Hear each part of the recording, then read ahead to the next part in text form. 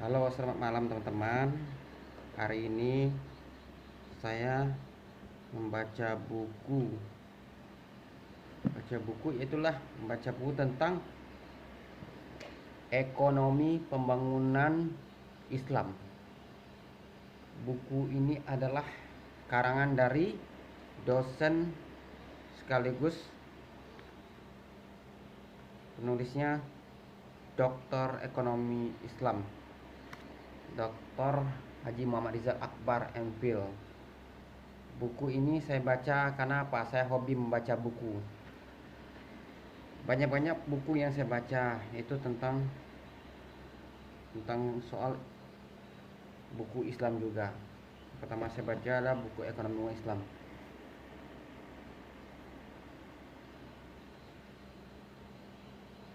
Buku Islam ini mengandung tentang pendekatan pembangunan Islam. Pendekatan pembangunan Islam. Pembangunan Islam kita baca dulu. Di halaman 117. Halaman 117. Di sini diterangkan mengapa harus ekonomi pembangunan Islam. Pendekatan klasik ekonomi pembangunan biasanya mengukur kinerja pembangunan melalui kenaikan pendapatan per kapita yang diukur dari gross national product dibagi dengan jumlah penduduk. Ukuran itu akhirnya bergeser menjadi gross national income (GNI), di mana GNI atau pendapatan nasional bruto adalah total domestik dan negeri yang dihasilkan penduduk suatu negara. Di sini kita akan ketahui bagaimana cara membangun ekonomi dalam sistem peradaban atau agama sistem peradaban Islam. Ekonomi kita kan tumbuh berkembang secara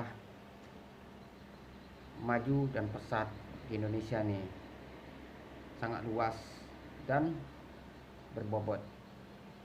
Semoga dengan adanya buku ekonomi pembangunan Islam ini mampu memberikan dampak yang lebih baik lagi untuk para pembaca-pembaca yang ada di Indonesia ini. Buku ini bisa kita cari di toko-toko buku yang ada di wilayah Riau, ada tentang ekonomi pembangunan Islam. Saya sangat hobi kali membaca buku. Kenapa? Dari dulu saya suka membaca buku. Saya ingin melanjutkan yang belum paham, yang belum saya mengerti, ingin saya lebih tahu lebih dalam. Dan satu lagi buku yang selalu saya bawa kemana-mana, yaitu buku tentang belajar bahasa Inggris, kamus lengkap.